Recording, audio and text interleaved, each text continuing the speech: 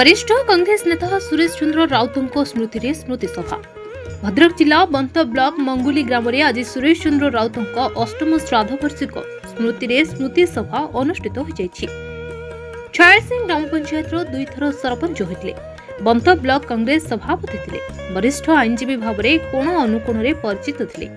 एही स्मृति चरण सभा रे वरिष्ठ कांग्रेस नेता निंजन मल्लिक सभापतित्व रे भंडारी पोखरी नेता सुब्रत दास, बंत ब्लॉक कांग्रेस सभापति राजकिशोर स्वाई, प्राक्तन सरपंच सुरेंद्र जेना, सुधांशु शेखर नायक, मार्कंड बेहरा, शिक्षाविद रमाकांत राउत, अनंत गोपाल दास अनुष्ठित सभारे जोगदे विगत 8 वर्ष होइजिबो सुरेश चंद्र राउत स्वर्ग आहरण करथिले। मध्य तांकर लोकंक सेवा मनोवृत्ति पाई आज भी लोकंक मन भितरी अछंती बोली अतिथि माने कहिथिले।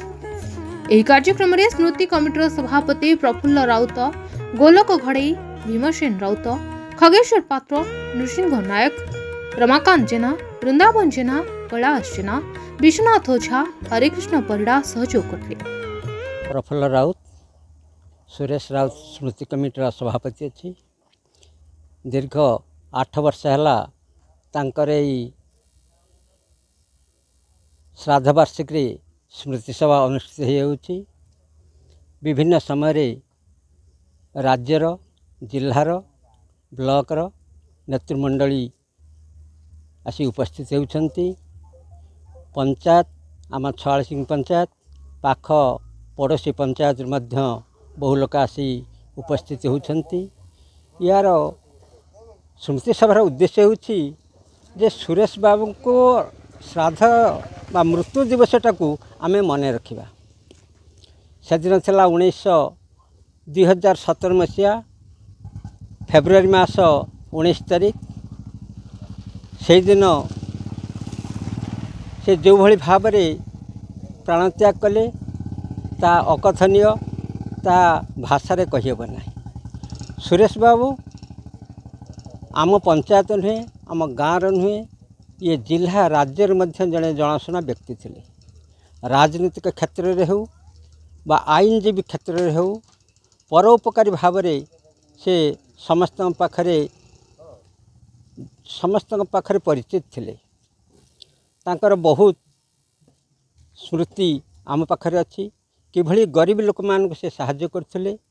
इवेन गोटे स्मृति मोर मन पड़े, बहुत दिन कथा जड़े गोटे गरीब परिवार झील को जड़े हरिजन लोक नहीं जाइथिला। ताको उद्धार करिया पाई सेतेबेले शीत दिन थिला। से शीतरू किभली जाइके थाना रे पहुँचबे से तांको सहधर्मींकर साल्टी को मध्य लुचेकी नहीं जाइथिले। से कहीं ता परिवार जान नथिले, नहीं ताको देइथिले तुम शीतरे एटा घोड़ेकी चल। यही भली भाव से बहुत लोकंकर उपकार आसते जहाँकि समस्तंकर हृदय तांका स्मृति रही। आज जो व्यक्ति मान आसते तांकर से उपकारिता, आईनगत साहाय्य ये विषय मध्य आलोचना करथिले। सबुदिने यही स्मृति सभा दीर्घजीवी हो समस्त यह काम्य करथिले।